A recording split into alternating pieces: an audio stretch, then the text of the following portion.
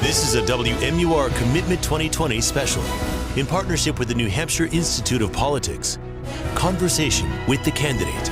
Tonight, former Congressman Beto O'Rourke. Good evening and welcome to our Conversation with the Candidate series. I'm Adam Sexton and our guest this evening is former Congressman, Democrat Beto O'Rourke. Tonight we'll be getting to know Congressman O'Rourke and where he stands on key issues. At the start of our show, I'll be asking the candidate some questions, and then after a break we'll have our studio audience ask their questions in a town hall format. But before we begin with that, let's take a quick look at the candidate's biography. Beto O'Rourke was born in El Paso, Texas in 1972 and graduated from Woodbury Forest School in Virginia. He has a bachelor's degree from Columbia University in English literature and was co-captain of the crew team there.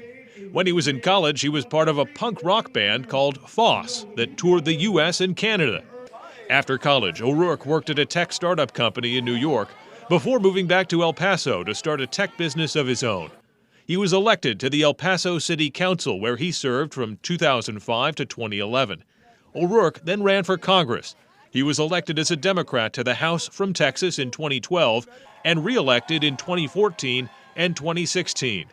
While in Congress, he served on the Veterans Affairs, Armed Services, and Homeland Security committees. He did not run for re-election in 2018, but instead challenged Republican Senator Ted Cruz for his U.S. Senate seat, narrowly losing that election. O'Rourke lives in El Paso, Texas, with his wife Amy Sanders and their three children, Ulysses, Molly, and Henry. Congressman O'Rourke, thank you for joining us for Conversation with the Candidate. Thank you for having me. Appreciate it. So, the tragic mass shooting in your hometown of El Paso really shook things up, not just in the campaign, but also nationally as well. But in the aftermath, you said you wanted to change the way you campaign to at least emphasize other parts of the country as much as the early voting states. Why is that? Well, what I think we realized in the aftermath of El Paso, where 22 of our fellow human beings lost their lives to someone who legally purchased an AK-47, a weapon designed for war, who was fueled by racism and hatred and intolerance, encouraged by the President of the United States, who repeatedly warned of invasions and called asylum seekers animals and an infestation, is that if we fail to draw the connections, we will fail to avoid the consequences and the costs, not just of President Trump, perhaps the most dangerous man who's ever lived in the White House, but the underlying racism and violence that defines the lives of so many of our fellow Americans. And after that tragedy, I wanted to make sure that I was there for my community, there for the survivors, there for the families who grieve the loss of a loved one, but that I was also there for our country to make sure that we do everything we can to avoid tragedies like these, passing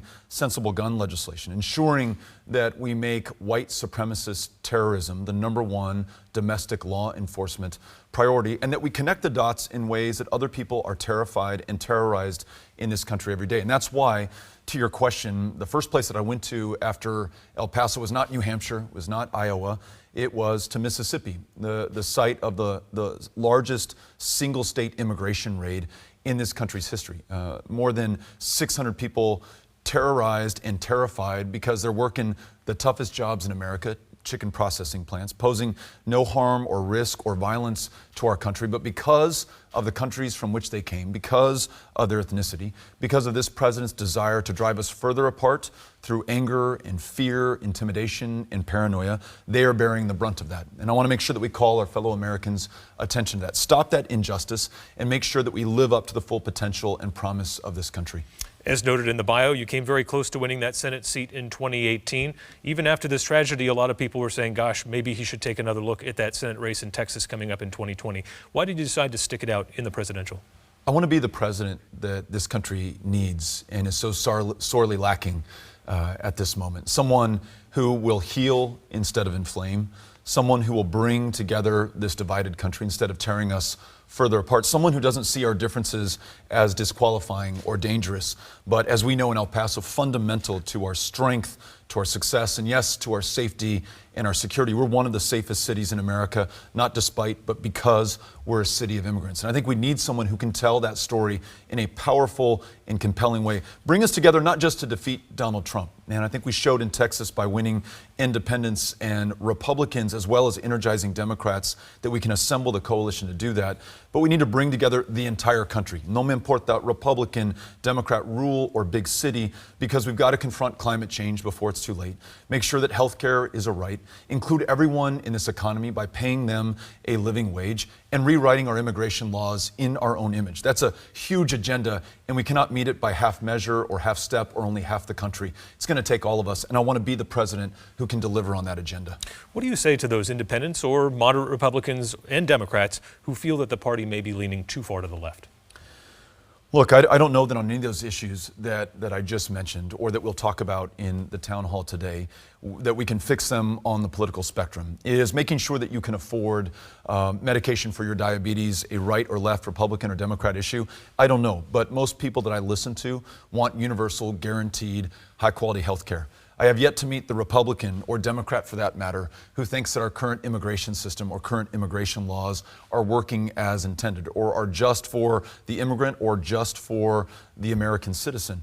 I haven't yet met someone who wants us to do anything other than squarely confront the challenge of climate change, because their kids and grandkids will bear the brunt of a warming planet. The floods, the fires, the storms, the disasters that are only going to grow in their severity and in their frequency if we do not take action now. So I want to make sure that we don't define ourselves by party label. I want to make sure that we define ourselves as Americans first before we are anything else. And so I say to them, we want to work on this together. And I don't just say that, I go to where they live. Last week we were in Bland County, Virginia, told by the people of Bland County in the southwestern part of the state that this is the first time that a candidate for the presidency has ever shown up in their community. Maybe Democrats had written them off because they were too red, too rural, too Republican, but I showed up because I want to bring them into the solutions. All right, Congressman O'Rourke, these were the easy questions, and those New Hampshire voters await. Thank you. Coming Appreciate up it. after the break, we'll bring our studio audience into this conversation. Stay with us.